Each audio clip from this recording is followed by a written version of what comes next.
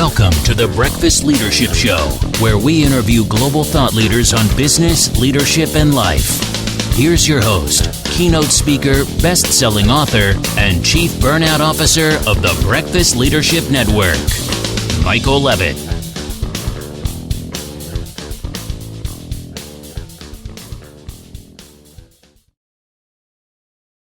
Welcome back. I've got Ashley Tison on the line. Ashley, how are you?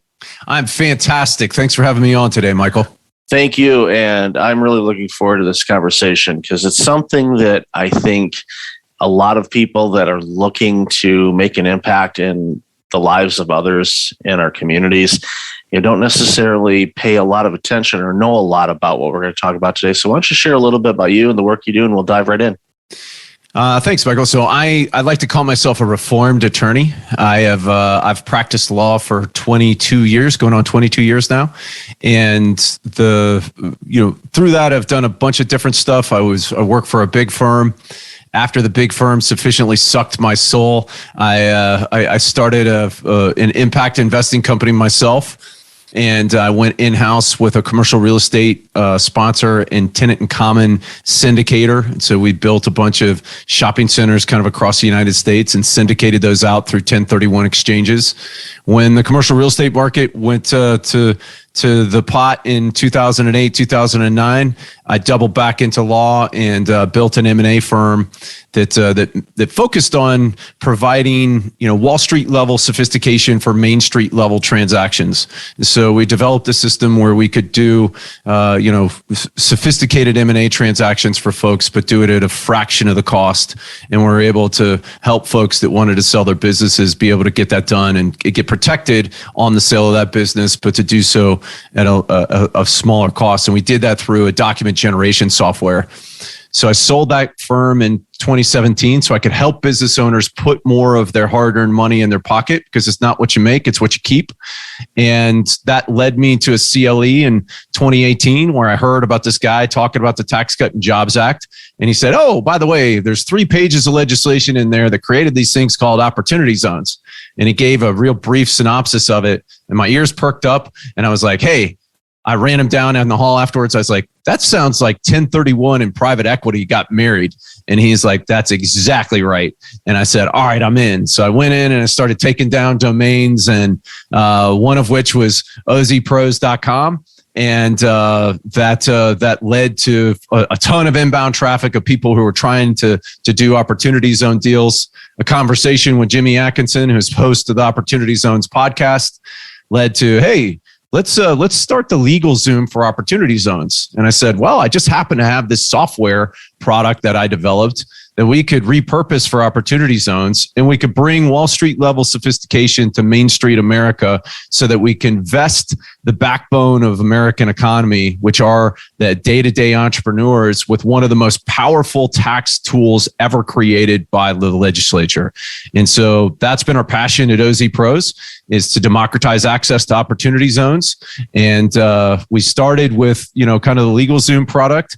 When people were like, wow, I can't even figure out how to fill out these forms, I need some information about that, we created an educational product, a strategy call process, a way to help them once we created their Opportunity Zones for them, and then an ongoing assistance with the compliance. So 1,000 strategy calls later, over 800 plus Opportunity Zone entities, and countless Americans that now have the ability to be able to do Opportunity Zones. Here we are.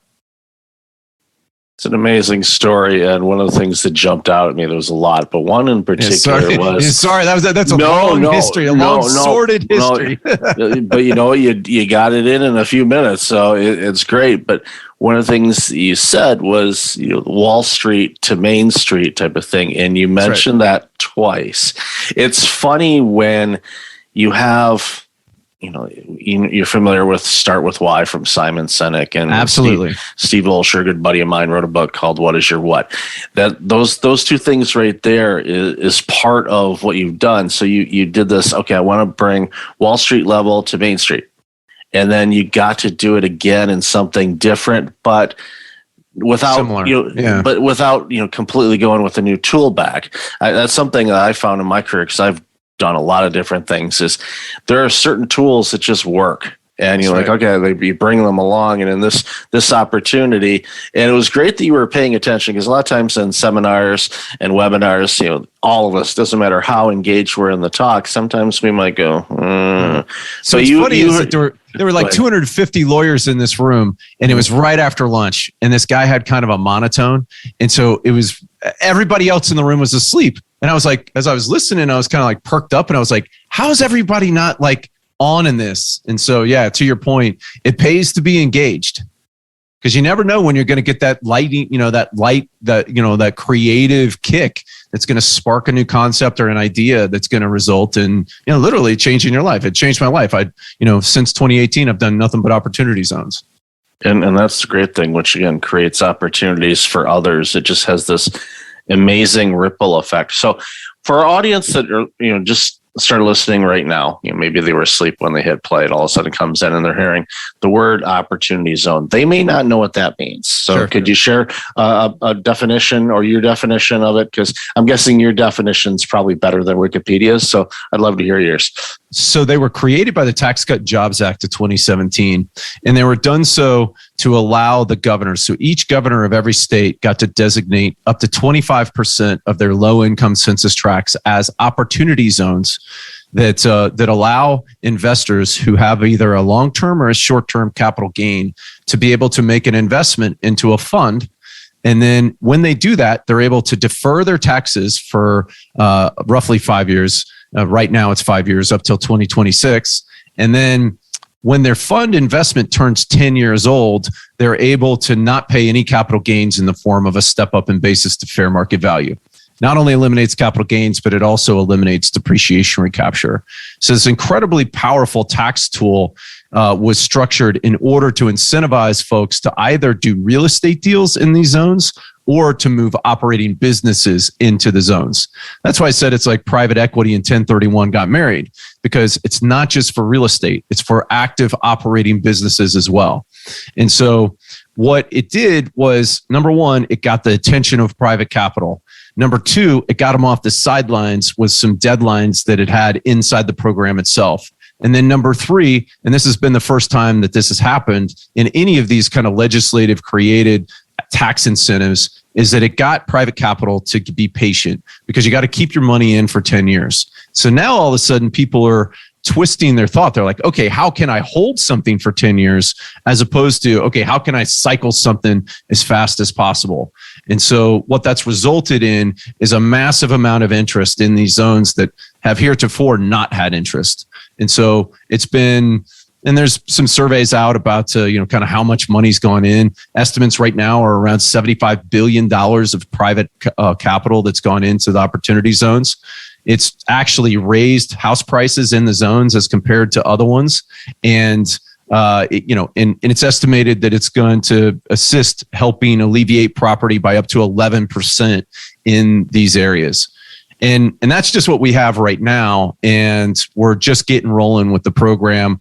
We got some recent bipartisan legislation that was introduced that actually I think may have a shot of getting passed either prior to the midterms or maybe even in the session after the midterms. That's going to extend the program by 2 years and create this $1 billion dynamism fund that will be available for people to get technical assistance with opportunity zones for areas that need help, and some other cool stuff that you'll be able to do with that. So it's an exciting program, and it's really exciting because for the first time, private capital is interested in doing good and really kind of going to the areas where it typically wouldn't have been.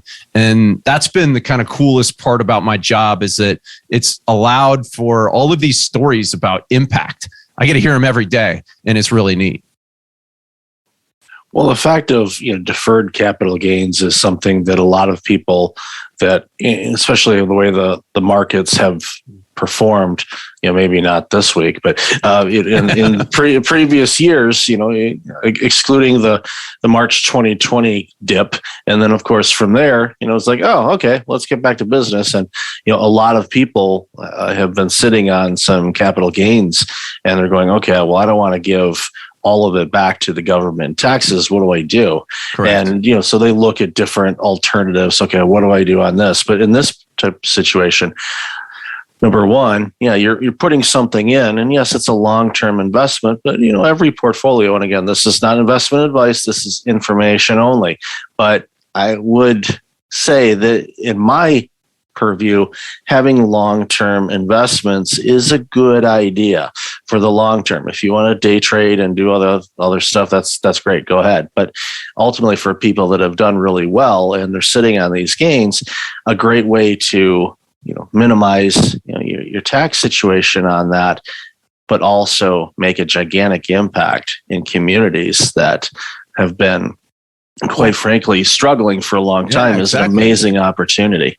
Well, so you've mentioned a couple of things there. So number one is that it gets people a tax break on being able to, on the initial piece. So if they're staring down the barrel at a substantial tax liability, and be that in the form of appreciated stuff that they're trying to exit and maybe to diversify, or that they've already exited, this is a way to fix that. So we can defer that capital gain. It gives us time to come up with some other tax strategies in order to mitigate those gains when they pay them in 2026.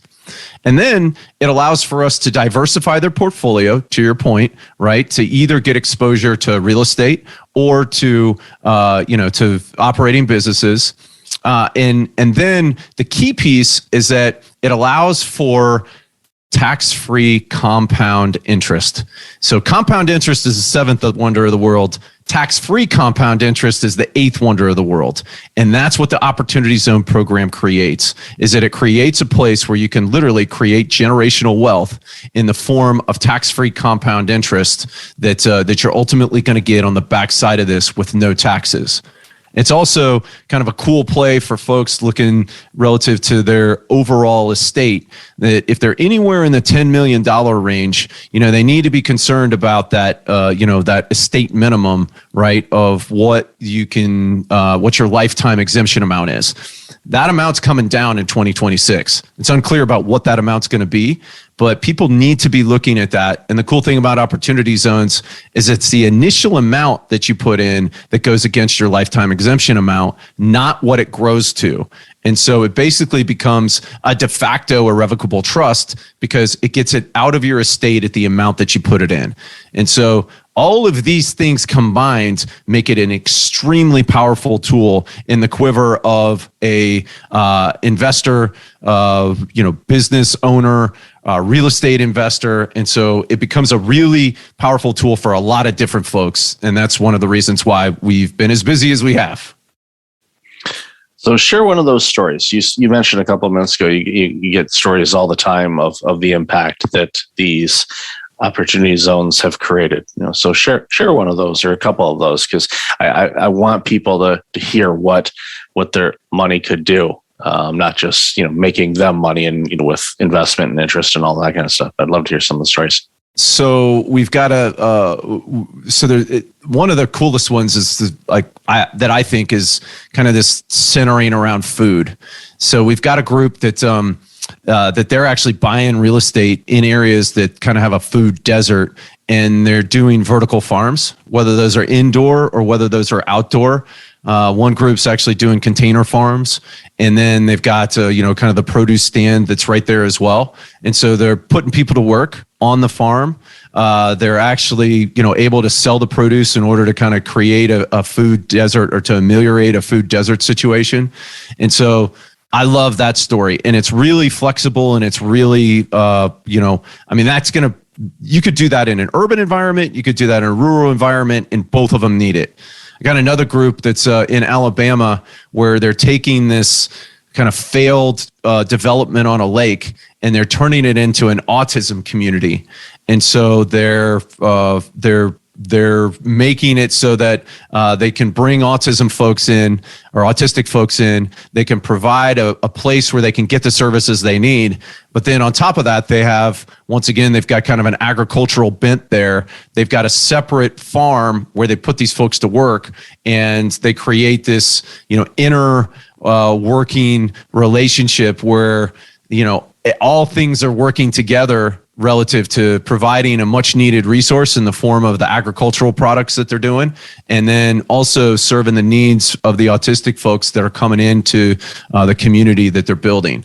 And I got story after story about cool stuff like that. We've got we've got a project down in Center City, LA, that's in an opportunity zone. That's a coffee house, a fresh produce stand, and a co-working incubator facility, that kind of thing.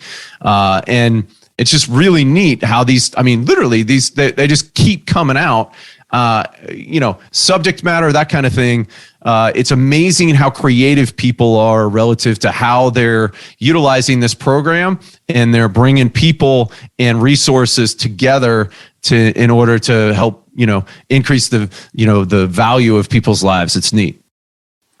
Sounds similar to, there's a restaurant down the street from my office that basically employs people that have had employment challenges, or maybe they, were incarcerated for a period of time, and they're going through all of that, and they're training them on how to run a restaurant, whether it's cooking, wait staff, hostess, whatever the case may be, in teaching them different skills. And it's great because I'll go in there, the food's really good there. So I'll go in there, and then every once in a while I'll hear that it's like, well, where's this person?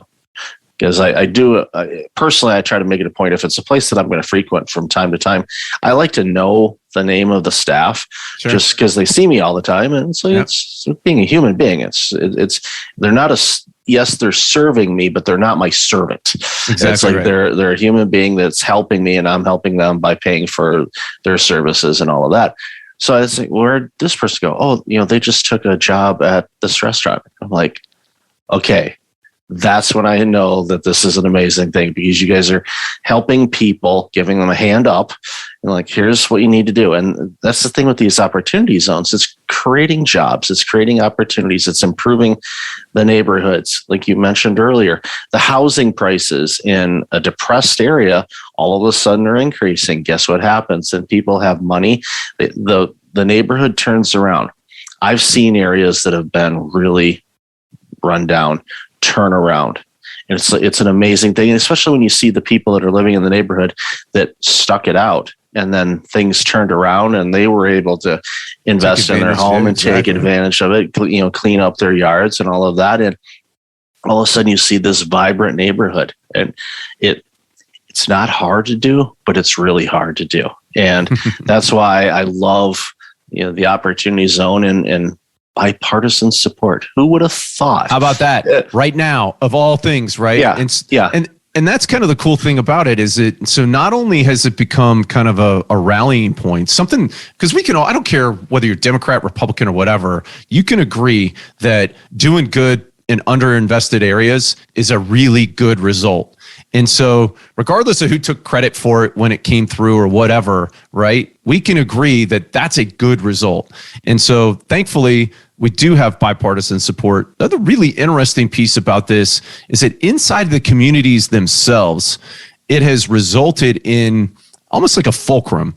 So it's become a place where, and a rallying point where lots of different government organizations can circle around, and they can use opportunity zones as a unifying venue in order to attract private capital from outside, to get their various public agencies kind of pulling in the same direction, and then to marshal those resources in a collective effort. And, I don't know, there might have been some other ones before, but I've been uniquely able to see this work within the context of opportunity zones. And that's been a really, really cool result as well. I think they're an amazing invention and creation that, again, helps people with some tax breaks per se, but instead of, okay, here you get to deduct this from your return or whatnot, and nothing ever really happens to it. But no, let's rebuild communities, and let's expand and create opportunities, whether it's jobs and or new housing or new services in the area, infrastructure, whatever the case may be. Now, when this happens, it's amazing. It really is. Now, so there's lots of, and once again, unfortunately, our society has become very polarized. And so, polarization has become cool. And so it's almost like people feel the need to be on the other side of something just because somebody that they don't like is in support of it, which is unfortunate. And so there has been a lot of focus put on, okay, well, this is just a program for the rich. Well, it's not. And that's what Opportunity Zone, ozpros.com has specifically been set up, is to make it so that anybody can take advantage of this program.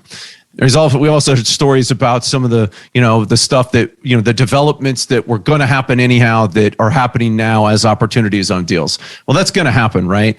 But unfortunately, we've seen a lot of that be focused on relative to kind of the negative points of it, namely because of kind of who is associated with it at the outset, instead of, okay, let's look at this thing in totality, and then let's look at how much it's actually costing the taxpayers, which is literally, it's very, very minimal when you look at the scope of other tax incentive programs versus the benefit that we're receiving as it relates to private capital coming in for the things that they historically have not done. And I think that's the really cool thing about this, is that it's actually moving the needle. And I'm hoping that the recently introduced bipartisan legislation will continue to, that'll get passed, and then it'll also continue to, increase interest in the program.